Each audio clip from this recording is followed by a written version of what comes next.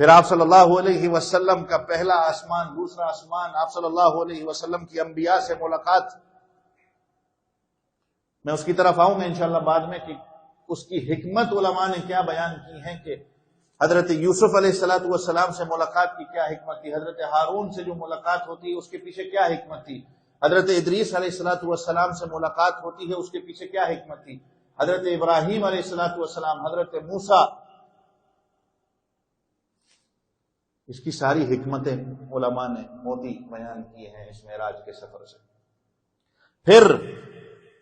حضرت جبرائیل علیہ السلام، قرآن اس کا پورا نقشہ کھینچتا ہے، ثم دنا فتدلی فکان قاب قوسین او ادنا۔ پھر ایک جگہ آ کر حضرت جبرائیل علیہ السلام کہتے ہیں کہ اللہ کے رسول میں اب آگے نہیں جا سکتا، جس کو سدرۃ المنتہا کہا جاتا ہے، جو میری اور آپ کی زبان میں کہا جائے تو لائن آف کنٹرول،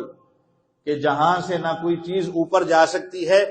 اور نہ اوپر سے کوئی چیز وہاں پھر نیچے آ سکتی ہے۔ یہ سدرۃ المنتہا جس کو بیری کا درخت کہا جاتا ہے، آپ صلی اللہ علیہ وسلم نے فرمایا یہ اتنا بڑا درخت تھا کہ اس کے ایک ایک پتے پہ اللہ کا فرشتہ مقرر ہے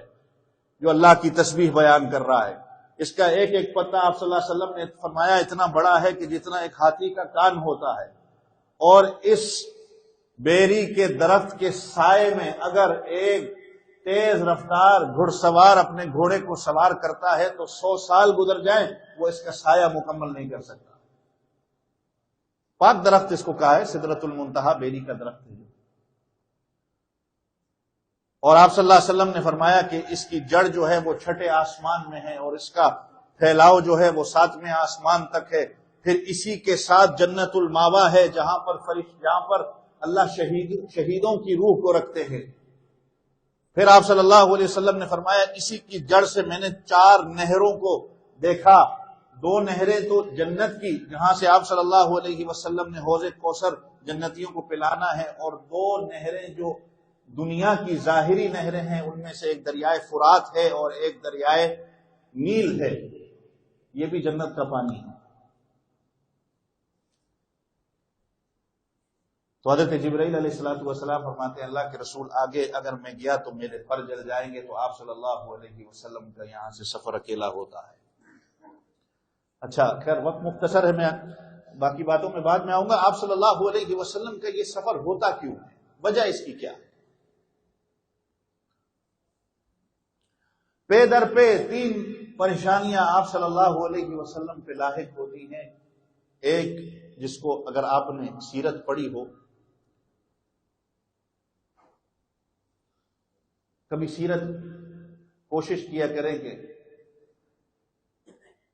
حیات الصحابہ اور سیرت کی کتاب میں پڑھوں۔ مجھے آپ صلی اللہ علیہ وسلم کی سیرت سے علم ہونا چاہیے، اور صحابہ کی زندگی کا بھی مجھے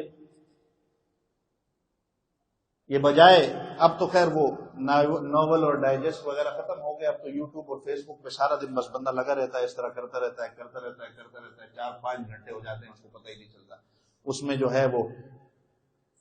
نیکی کی باتیں بھی آتی ہیں، اس میں گانے بھی آتے ہیں، اس میں پھر سیاست بھی ماشاءاللہ چلتی رہتی ہے، اس میں پھر اور ساری چیزیں آتی ہیں، انسان گناہ بھی ساتھ ساتھ کر رہا ہوتا ہے۔